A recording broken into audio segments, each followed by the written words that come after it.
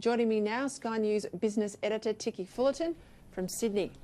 I tell you what, it's been a roller coaster few days, Ticky. Another incredible day for the ASX. It didn't look like it would pan out. When we looked at what was coming in overnight from the US, it would pan out that way. Tell us how it all played out. Well, it was, good evening, Peter. It was another extraordinary day on the market, and one asks why. These are impossible questions to answer. But look, as you said, we had this incredible drop overnight on Wall Street, worst since Black Monday, and then this extraordinary rise on the domestic market, up 5.88%, best session since 1997. Can you believe it?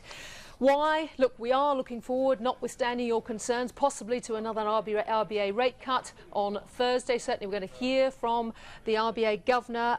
We've had the RBA jumping in and providing more liquidity into the market, another $8 billion as of this morning, and the government itself is going to go into the market and look to raise about $500 million to help fund its $17.6 billion stimulus package. That's happening tomorrow. So there's a lot of action going around here, but also incredibly there were a couple of re-ratings of our own companies here, and on the upside, the banks were upgraded by one of the top banking analysts, and they did incredibly well on the market.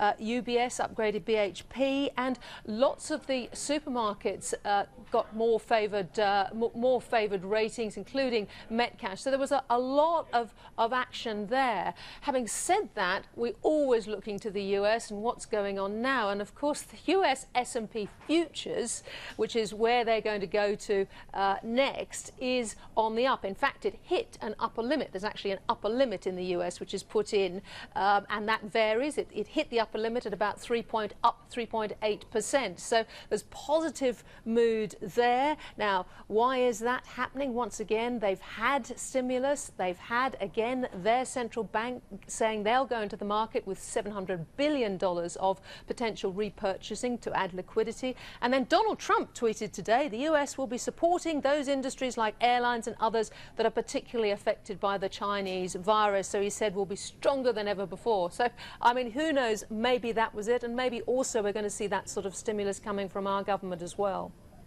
Well, we know it'll be legislated next week, Ticky.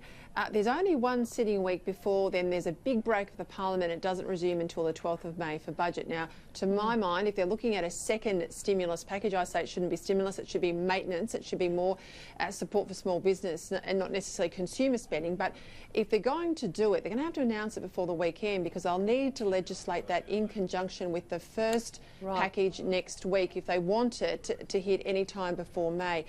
There's a lot of speculation what might be in it. There's a lot of talk here about airlines. What do we know?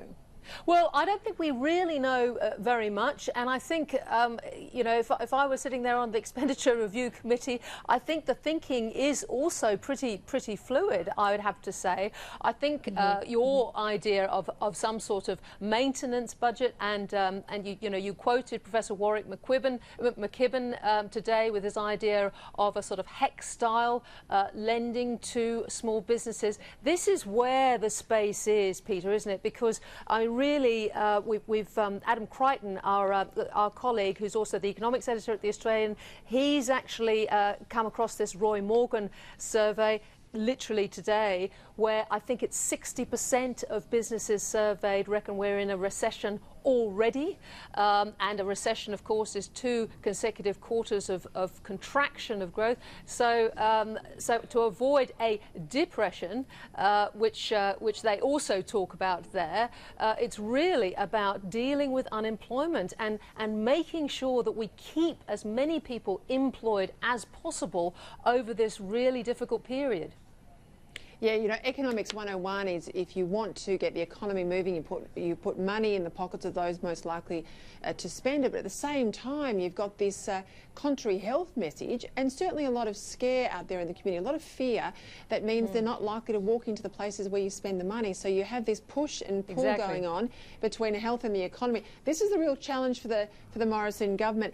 Interestingly, I want to pull out some analyst advice. It came from the Commonwealth Bank today, and I hope this is a little bit of a silver lining there for people to say. The analyst reports the Chinese economy, We take Chinese numbers with a little bit of, you know, grain of salt. Rubbery. It's recovering and running at about 80% of capacity. That would be good news if it's true.